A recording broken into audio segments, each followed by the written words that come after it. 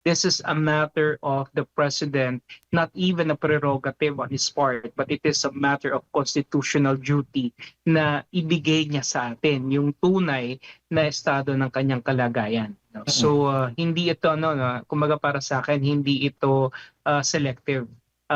No, kung kailan niya gusto at kailan niya ayaw, kung pwede niyang gawin. It is really a matter of necessity na alam natin yung tunay na kalagayan ng kanyang kalusugan.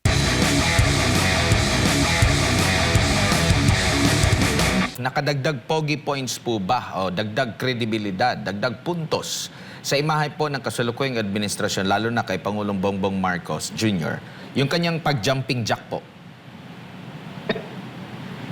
Ako po naniniwala ang sakit niya ay sa internal, meaning sa kung totoo man na meron siyang diverticulitis, that affects the intestines very well, no? And I think yung sakit niya wala naman sa paa, wala naman sa externalities niya, no. So madaling gawin, madaling i-project yung gano'n na malakas ka, no. Pero point is, I think what is important here is magbigay talaga ng medical bulletin, Ibigay talaga yung galing sa doktor na authenticated at para malaman din natin yung kanyang tunay na kalagayan. Kasi yung pagpapakita na ikaw ay tumatakbo, anybody could do that. Pero what we are looking for here is the truth coming from a medical expert, a medical practitioner that will attest that the president is in a good state of health, no? And mas maganda rin sana kung hindi lang good state of physical health, mas importante yung good state of mental health, no? Because that is something na kailangan talaga natin. And if the talks are true about the president being a cocaine user, definitely his mental and emotional state is going to be very much impaired by the substances that he's using. So I think kailangan yung medical bulletin or yung medical report na ibibigay sa atin comprehensive and at the same time very very detailed, no? At hindi lamang ito na ipapakita kagaya nito sa paglalakad, pagja-jumping jack niya, no? Dahil maaaring yung kalusugan na tinitingnan natin dito is supposed to be something that is holistic, yung total well-being niya, physical, mental, even emotional state, no? Kinakailangan masiguro natin that he is fit to lead.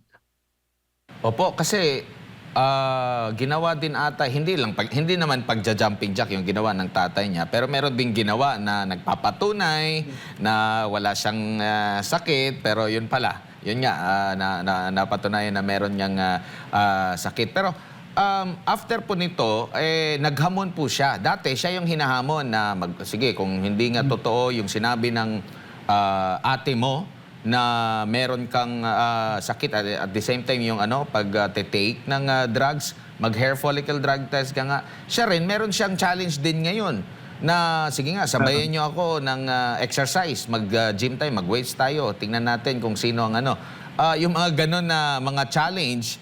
Well, maraming mga nag-accept ng challenge na yon. Pero yung challenge sa kanya, to the point na meron pang dumulog ngayon sa Korte Suprema nga para nga doon sa estado ng kalusugan ng Pangulo. Ano po masasabi niyo po rito, Prof? Well, definitely, no. Unang-una, nung napansin ko lang, nung siya ay medyo tumalon, parang dalawang jumping jack lang yata, tapos nagsalita siya. Very apparent na medyo nandun yung hingal, na talagang medyo hinahabol niya yung kanyang hininga. That's just 2 jumping jacks, no? And yeah, well, we take into consideration that the president's age, hindi naman talaga siya na bata.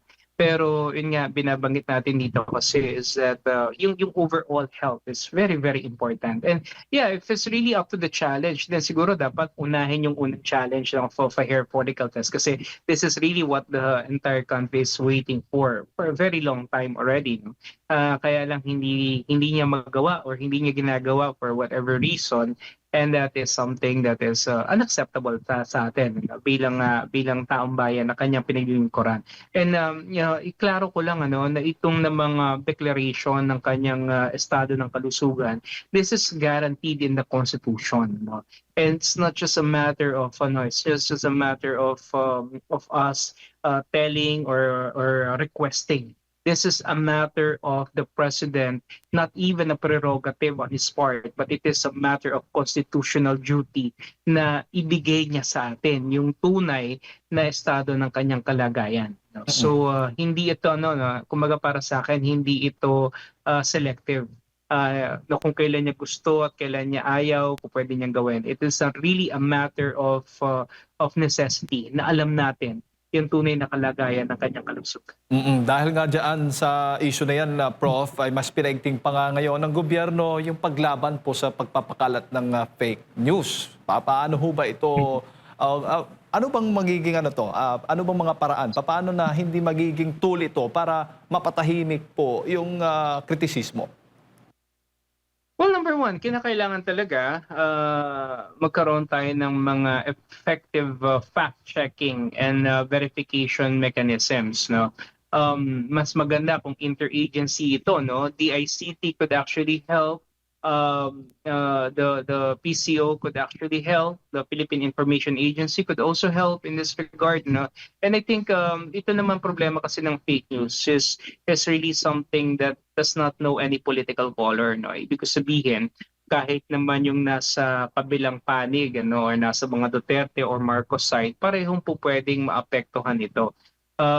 Nga lang, kinakailangan siguro na talaga mapaigting natin yung kampanya laban dito. And if the government is really serious about this, then they could definitely file charges or probably imprison people that will be charged of this crimes, no, primarily, kasi talagang nakaka-apekto to lalong-lalo na doon sa pagkakaroon lalo natin ng divisiveness or pagkakawatak-patak natin. Mas maganda talagang ma-resolve ba itong issue na to. And siguro mas maganda na magsimula ito mismo sa Malacanang press corps, sa Malacanang press officer natin, Kasi mahirap kuminsan na si mismong Claire Castro siya yung nagpe-peddle ng mga fake news, And mahirap, na dapat yung palace press officer ang nagbibigay ng katotohanan, pero mahirap kung siya mismo ang pinanggagalingan ng mga fake news, na madalas naman talaga namumutaw sa kanyang mga labi. Opo, at huling issue na lang, Prof, itong pagkakahirang kay Mayor Baste Duterte bilang leader ng PDP Laban. Gaano ho ba ito ano ho ba yung masasabi po ninyo? Magandang strategy ho ba ito para po sa 2028 elections? Yes, definitely. No, I think what we're seeing right now is a resurgence of the PDP Laban. Remember that bago nga itong administration ni President Marcos, the PDP Laban is the most formidable supermajority party, and I think we're seeing right now that if in case everything will align and hopefully the Vice President will use the PDP Laban as her party, as a vehicle for her candidacy, then I think right now, I think it's really a matter of great imperative that it should be led by another Duterte. And I think Mayor Baste Duterte certainly fits the bill. I saw how he was able to talk and address that big crowd of people in Club Filipino last Sunday. And I'm really seeing traces of the former President Duterte in him. The only difference is that he's young, he's very idealistic, very exuberant, and at the same time, very, very brave. And I think that is what is essentially needed for the leadership of a big party like the PDP Laban. Kailangan natin ng ganong klase ng leader, sa isang napakalaking organization kagaya ng PDP Laban. And I really believe that he will be capable of leading PDP Laban and to becoming again one of the more dominant and solidified political parties in the country. Opo, at given his political exposure ngayon, Prof, ay nitong si Mayor Baste Mhm. Duterte, gaano ho ba realistic na magiging option B o Plan B ito para sa presidential election kung sakaling ang tutuluyang ipa-impeach itong si Vice President Sara Duterte? Well, maganda, no? Maganda na meron na silang inilalatag na mga contingency mechanisms, no? Kasi hindi naman talaga natin alam kung ano mangyayari, no? I'm sure, no, that in the game of politics, strategies really do matter, and they matter a lot, especially during crunch times, no? And I think yung pagiging crucial nitong decision na to, kung sakasakali man, I think at least nakikita na natin, no, naipapakita na hindi lamang sa Davao, no, kundi sa buong bansa, that this Duterte, the younger Duterte, Mayor Baste Duterte, has the makings of a good leader as well, just like in the same pedigree as that of his father and that of VP Sara Duterte. And I think this is really good, no? Kasi hindi natin talaga alam kung anong mangyayari.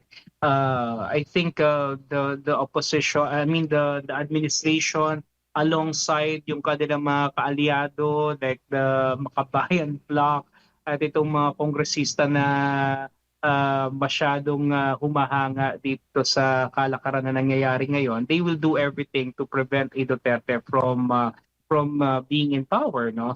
So if they cannot prevent Sara Duterte, then I think they need to also work double time right now to probably think of how they could neutralize Mayor Baste Duterte. So in that way, nakiging kumbaga parang mas dumadami yung kinakailangan nilang siraan, kumbaga, no? So na mas nagiging mahirap para sa kanila kasi kung dati si VP Sara lang yung kanilang iniisip, ngayon Mayor Baste Duterte could be a viable alternative as well for 2028. And the reality is that itong mga tao naman talaga na naniniwala at nakikisimpatya, talagang umaasa sa pagbabalik ng mga Dutertes, hindi ko nakikita sila, no, na kung halimbawa may si VP Sara ay hindi makakahabol barring any unforeseen circumstances, legal impediments, these people will not go and vote for somebody that they will be endorsing. Definitely hindi ganun ang mangyari. So I think maganda na meron talagang kumbaga a backup plan ang mga Dutertes, no, para yung vote base nila, no, merong ibang pupuntahan na alternative, and definitely hindi ito mapupunta doon sa kalaban kasi napakahirap bumoto ng labag sa iyong kalooban, na kaya mo lang kailangan bumoto is just for the sake of exercising your right, but you are not fully committed and you do not fully believe to this person in his ideals and his political platforms, no. And ito yung iniiwasan na dito ng mga Dutertes, no? So maganda kung nalatag ito kung sakali man na siya yung possible na alternative candidate for 2028, na this early nagkakaroon na siya ng national exposure at nagkakaroon na siya ng national clout.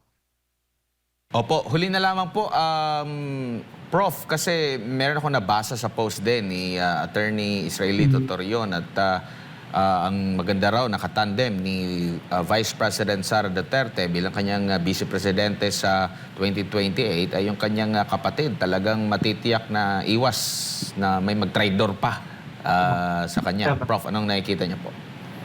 Well, that could be a good option also. Nabanggit naman ng ating ikalawang Pangulo na yung kanyang napipisil na Vice President is somebody na talagang tututok sa pagpapanagot sa mga magnanakaw at sa mga nagnakaw sa ating kabanang bayan. And kumikita natin yung rhetorics at saka yung statements na binitawan ni Mayor Baste Duterte noong linggo, no?